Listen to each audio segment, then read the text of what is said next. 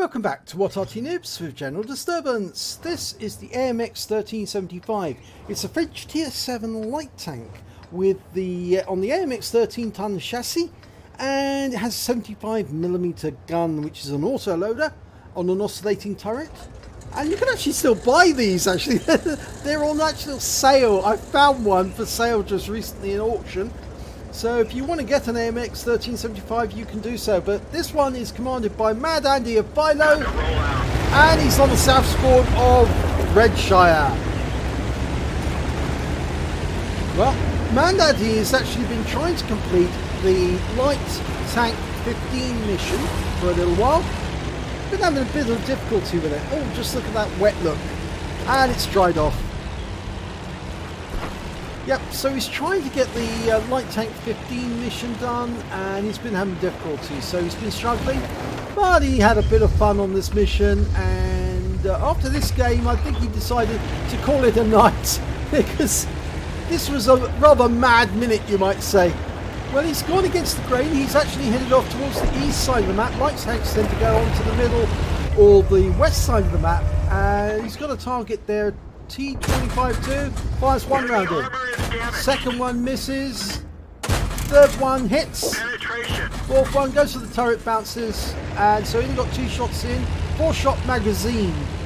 Takes 13.41 seconds to reload. He's in reload right now, and he's loaded himself up with standard AP. Only got 6 rounds of APCR. No HE at all. Oh, there's a couple of tanks down there. IS-6 amongst them. Oh, there's a couple of tanks he can fire at. E25 and a T20. But he's going to go for the Black Dog. Slowly retreating. Oh, gets one into the back of him. Now, looking around for another couple of targets, and unfortunately they've all disappeared from sight. And rather than continue to fire from position and possibly be seen, he's actually just pulling back a little and relocating. Now, it hasn't opted for a reload yet, but it's normally recommended actually, if you do get the opportunity to, pop a reload in straight away you start moving anywhere. If you change to go somewhere else, just in case you need those 4 shells when you get to your destination. Well, he's going off. He's now popped the reload.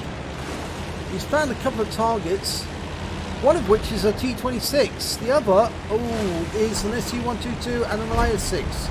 And there's the SU-122, he's almost loaded. Yeah, 122 goes down. He picks up some spotting damage on that. That's quite handy. Quite handy for Mad Andy. And there's a Black Dog over there, and the Black Dog spotted him, coming for him. Fires 1 round in. 2 rounds in. Goes up over the rise. No, that was a bit bad shot there. But that's better. Yep, got the kill. Lovely. Right, he can actually do alpha damage of 135 with this gun, penetration of 144. So it's actually quite a decent gun if you can get it on target. And there's 2 seconds between each shot. He's got a full magazine now, and there's a strip up there on that rise. Yeah, he can get around it. He's not looking this way, but he bounced the round off. Fires another one. Oh, strip's looking this way now. He got his attention, and he just took a round from the T25 too, so he can't stay here. He's going to have to move. He's basically pinned between 2 different tanks on 2 different levels, but they have got a 5 tank advantage, and he's going to have a go, I think, at that T26 E4 coming up behind him. Super Pershing puts a round in, gets another one in. The T26 can't turn his turret fast enough. Oh, we hit a wreck. We need to get out of the way of that Super Pershing, and we're completing the reload. Super Pershing's coming after him. He's loaded. Doing another circuit. Oh no, the Pershing's looking this way. Always got to try and catch him unawares where he's not looking at us. Otherwise he's going to get the first shot in, and oh no, he didn't. 1 round in, 2 rounds in, 3 rounds in. Go for the 4th, and now he's going to have to get into cover. Quickly reload. 13.41 seconds. Doesn't want to get hit by that Pershing's gun. Oh, Pershing's fired his load. Missed. Now we're loaded. We can go in for another run at him. Oh, it's a good one. First shot in. Second shot in. Third shot in. And is he going to get the last one? Comes around the corner and... Yep, he gets it in. So he's now got to reload. He's going to have to hold here for a second whilst he gets new shells in. Using standard AP, so he's going to save himself a fortune. And oh, he took a round there from the T26, but he fires in the kill shot, and that was the last enemy. So the game is over, and he gets 2 kills. But oh boy, was that frantic for a moment. Yeah, that was a pretty good battle. I can understand why he called it a night after this one. It's an ace tank of a Mad Andy 52 of Philo in the AMX 1375. He also got a spotter badge for spotting at least 1,000 hit points of damage for his team during that moment on the east side of the map. He picked up a bruiser medal for getting at least 5 critical hits. He got 6, a duelist badge for taking down 2 enemies that did damage to him during the battle, and a 5 for effect for dealing more damage than the hit points to his own vehicle. But best of all, he picked up an Orlik medal, and he did that because he took down 2 or more enemy tanks with a light tank during the battle, and they had to be at least 1 tier higher. So he was taking down superior tanks with relative ease, actually. That T26 was a...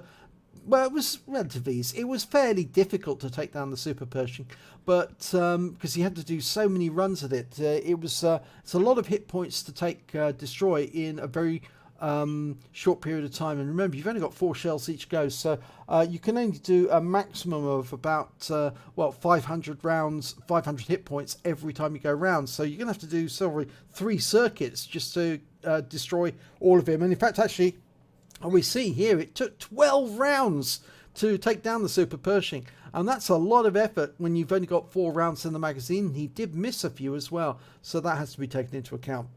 It took 4 rounds to take down the Black Dog as well, but he did get him in the end. He missed 1 shot on the Black Dog, but it was helpful that he did get that initial shot into him at distance when the Black Dog couldn't see him. So let's have a look at team scores, see what happened. Well, he didn't get the highest damage. That went to the Scorpion. He managed to get 2,784. Mad Andy managed 2,161 in his AMX 1375. And that's not bad because the Scorpion can do 500 hit points virtually per shot.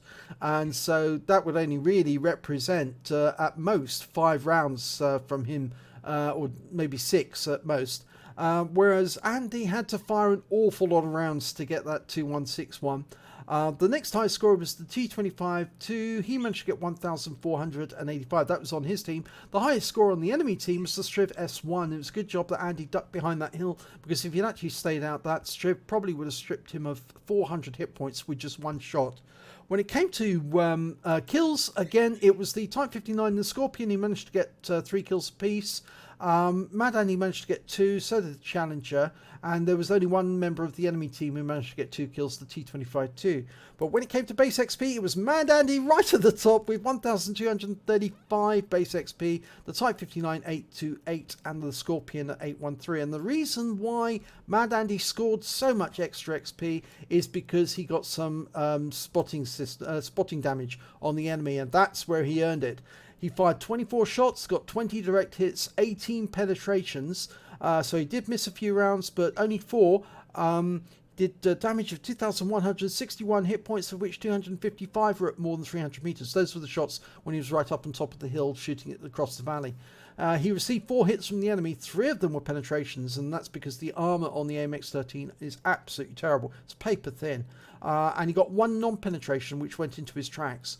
He spotted 2 enemy vehicles, damaged 4 of the enemy, killed 2 of them, and did damage assistance of 1,968 hit points. And that's where he got the high XP, because he did so much damage assistance by spotting the enemy and allowing the rest of the team to lay in shells to them. Tanks like the Striv, which obviously were taken out, they were spotted by Andy. He did put a round into or at the Striv, but he didn't actually manage to do any damage other than spot for his team to allow them to do damage, and that's where he picked up the extra. He got 49,593 credits for the battle. After repair and ammunition resupply, and the ammo's really cheap for these shells, these 75mm shells, he actually took away 40,783 credits, and that's not bad for a tier 7 light tank. He also received 1,853 XP with a base XP of 1,235. That's not bad. In fact, it's very good. times 2 for the first victory of the day, and so he took away 3,706 experience points altogether. And he said, I am stopping for the night. Well, yep, because that was a really good round, and nice to get the spotter badge and the Orliks for a light tank, especially when you're so mobile. But really, most of your fight was on the east side of the map. You didn't really have much to do with what was going on the other side, other than the fact you were spotting for your team, and so it all worked out well in the end. So if you enjoyed this replay, please give it a like and do subscribe to our channel, and hopefully it'll be your replay that I'll be featuring in the next video.